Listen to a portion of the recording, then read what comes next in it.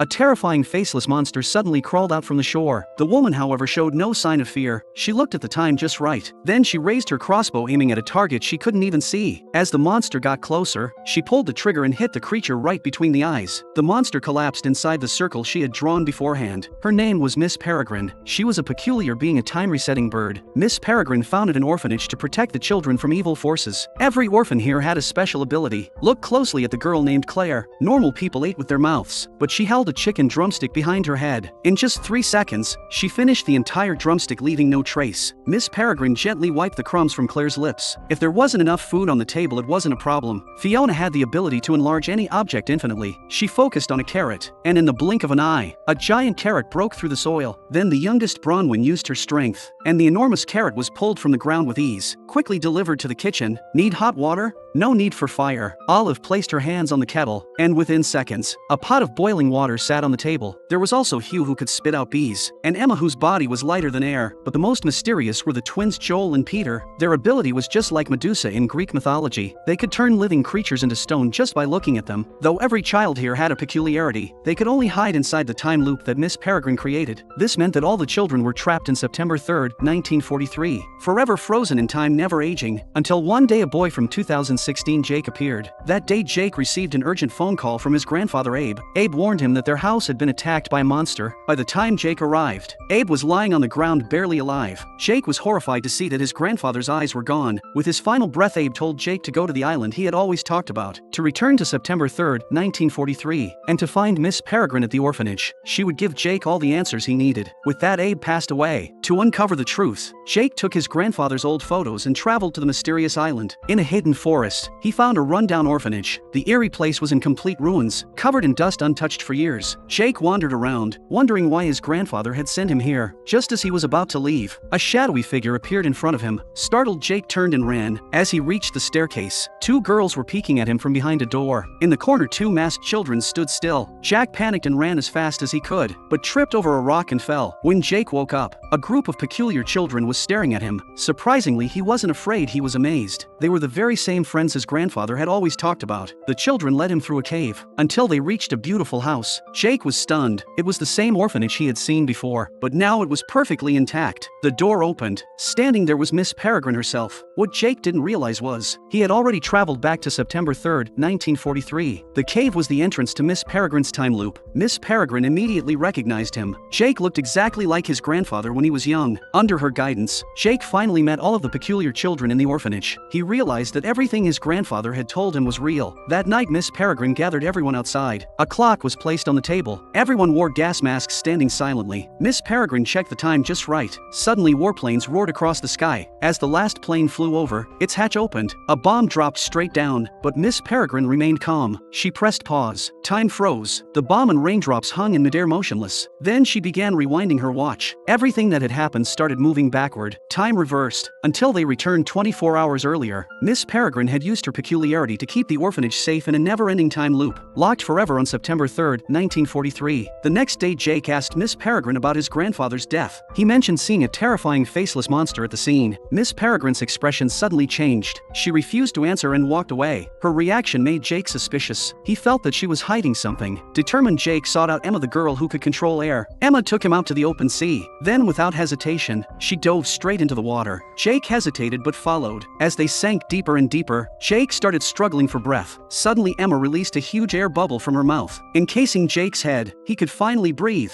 Soon they reached a sunken ship. Inside, skeletons lay scattered across the floor, but Emma moved through the wreck as if she knew it well. She led Jake into a secret room inside the ship. Emma took a deep breath and gently blew out a stream of air. Instantly, the entire sunken ship filled with countless bubbles. As more and more bubbles appeared, the massive weight of the seawater was forced out. Emma quickly shut the hatch, sealing the water outside. Then she took out a small box. It was something Abe, Jack's grandfather, had given her for safekeeping over 70 years ago. Inside, there was a map marking the location of time portals, and several photos of men with all white eyes. The last photo showed a man named Baron. He was the leader of the Whites. They were once hologasts. They ate the eyes of peculiar children to transform into whites. Abe had been one of the peculiars, but in the end he was still brutally killed by a hologast. Emma told Jack that he was also one of the peculiars. Only peculiars could enter the time loop loop and be here. Seeing Jack's disbelief, Emma led him to the orphanage's wall and helped him climb up. From a distance, Miss Peregrine was walking toward the shore with her crossbow. Moments later, a hologhast crawled out from the water. Jack froze. The monster looked exactly like the one he had seen when his grandfather was killed. Miss Peregrine calmly pulled the trigger. The arrow struck the hologhast right in the forehead. The creature collapsed inside the white circle that had been drawn beforehand. Emma turned to Jack and explained, "Hologhasts are invisible, no one else could see them." But Jack had inherited his grandfather's peculiarity. Now he was the only person who could see hologhasts. Miss Peregrine had been able to kill the hologhast because Abe, when he killed his first hologhast, had memorized the exact time and place it would appear. By remembering this information, Miss Peregrine was able to hit an enemy she couldn't even see. After realizing Jack had discovered his purpose, Miss Peregrine finally told him everything. Years ago, a group of former peculiars led by Baron attempted an experiment to achieve immortality. They captured a time-resetting bird and locked it in a cage. Then they forced peculiars to wear masks connected to the bird. But something went horribly wrong. Smoke started rising from their bodies. Their muscles twitched violently, and then their bodies mutated. Their faces became monstrous. Their mouths grew sharp fangs, and in an instant, all of them transformed into faceless, invisible hologhasts. Later, these hologhasts discovered that the only way to return to human form was by eating the eyes of other peculiars. Using their invisibility, they hunted and slaughtered countless peculiars. To protect the peculiar children, Miss Peregrine created the time loop on this hidden island. Just then, Olive rushed in with an urgent message. Someone had arrived. It was Miss Avocet, who could also transform into a bird. Her time loop had been discovered by hologhasts, and all the peculiars under her care had been wiped out. Miss Peregrine realized the island was no longer safe. She immediately decided to lead everyone away. Emma begged Jack to come with them, but Jack couldn't just abandon his parents. He stepped through the time portal and returned to the present day. But soon after, a gruesome murder took place on the island. An elderly man had been killed, his eyes were missing. Jack's heart pounded with fear. He knew that a hologhast had followed him to the island. Without hesitation, he rushed back through the time portal to warn Miss Peregrine. But before he could enter, a strange man began chasing him. To Jack's horror, it was Baron, the leader of the Whites. He had been searching for the entrance to the time loop. Baron had taken Jack hostage and brought him to the orphanage. By now, Baron no longer needed to eat eyes to stay human, but he had never given up on achieving true immortality by harnessing the power of time birds. Miss Peregrine knew that the hologhasts would soon attack the orphanage. Jack was the only one who could see them and lead the others in battle, so she offered herself in exchange for Jack. She transformed into her bird form and flew into Baron's cage. As the hologhasts closed in, Jack rallied the peculiar children, arming them for the fight of their lives. But before the battle even began, a hologhast suddenly appeared and grabbed Miss Avocet. Before anyone could react, the hologhast devoured her eyes, killing her instantly. Enoch was suddenly grabbed by the hologhast's long tongue and lifted into the air. Just as the hologhast was about to devour his eyes, Jack shot an arrow, hitting the hologhast. The creature roared in pain and released Enoch. Taking the chance, everyone rushed out of the room, but the enraged hologhast became furious and chased after them relentlessly. Fiona stood outside the window and made the tree branches grow rapidly. Before the hologhast could break in, everyone climbed onto the branches and escaped toward the ground. At that moment, several fighter jets appeared in the sky. Without Miss Peregrine's time loop, the orphanage was about to be reduced to ruins. Suddenly, the hologhast smashed through the window and lunged at them. At the same time, the last warplane dropped its bomb. In a split second, Emma grabbed Jack and jumped off the building. The hologhast and the orphanage were blown to pieces. Meanwhile, Miss Peregrine's time loop was destroyed. This meant that the peculiar children would start aging rapidly and eventually die. Their only hope was to rescue Miss Peregrine and rebuild the time loop, but Miss Peregrine had already been taken to the other side of the world by Baron. To save her, they had to cross the ocean as quickly as possible. Emma led everyone to the sunken ship. Using her power, she filled the ship's hull with air. As more and more air was pumped in, the ship slowly floated to the surface. Finally, all the seawater inside was drained out. Then Olive ignited the ship's engine, and just like that, they solved the problem of crossing the sea. Jack used the map his grandfather had left behind to locate the nearest time loop. Following the map, they soon arrived at their destination. Inside an abandoned amusement park, Jack and Emma spotted Baron and several hologhasts. Emma immediately provoked Baron to lure the hologhasts out. As expected, the creatures chased after her. The peculiar children, already in position, started throwing snowballs at the hologhasts, waiting for them to slowly become visible. Emma then blew colorful gel onto their bodies. At that moment, a horde of skeleton soldiers appeared. It was Enoch. He had revived the sunken ship's crew. A fierce battle broke out. The hologhasts were strong, but they couldn't withstand the overwhelming numbers of skeleton soldiers. One by one, they were eliminated. The last hologhast tried to escape, but Bronwyn impaled it with a carousel horse, sending it crashing into the sea. With the hologhasts defeated, only Baron and his two henchmen remained. He Caillou opened his mouth and unleashed a swarm of bees, launching the first attack. But Baron's men were powerful too. One of them transformed back into her true form and leaped onto the platform. Before she could react, Claire suddenly used the mouth on the back of her head to bite down on her. The twins immediately removed their masks, revealing their deadly gaze. In an instant, the enemy turned into a lifeless stone statue and shattered upon hitting the ground. Fiona threw a handful of beans at the other henchman. Within seconds, the beans grew into massive vines, wrapping him up tightly. On the other side, Emma created a powerful gust of wind, pinning Baron against the wall. Jack rushed into the lab and freed the caged time birds, but soon Emma's strength faded, and Baron broke free. He smashed open the lab doors, but by then, all the time birds had already escaped. Enraged Baron charged at Jack, ready to kill him. Just then Emma and Enoch burst into the room, but something was wrong. Now there were two identical Jacks standing in front of them. No one could tell who was real and who was fake. Suddenly a hologhast appeared in the room. It was the one that had fallen into the sea. It hadn't died after all. But to everyone's shock, the hologhast walked straight toward the fake Jack. It couldn't recognize that Baron had transformed into Jack, and since Baron couldn't see hologhasts, before he could react, the hologhast grabbed him and ripped out his eyes. Then it devoured them with delight. Jack quickly shot an arrow, striking the hologhast in the heart. The creature collapsed to the ground, finally dead. At last, the crisis was over, the final goodbye. Everyone was ready to board the ship and return to 1943. Jack and Emma stood together, saying their reluctant goodbyes. In the end, Jack stepped through the time loop and returned to his own world. But because Baron and the hologhasts had been eliminated, the modern world had changed. In this timeline, Jack's grandfather Abe had never been hunted by hologhasts. Jack told Abe everything that had happened. Abe smiled and encouraged him, "Follow your own path and never live with regrets." Jack finally understood. Without hesitation, he stepped through the time loop again and found Emma just before she set sail.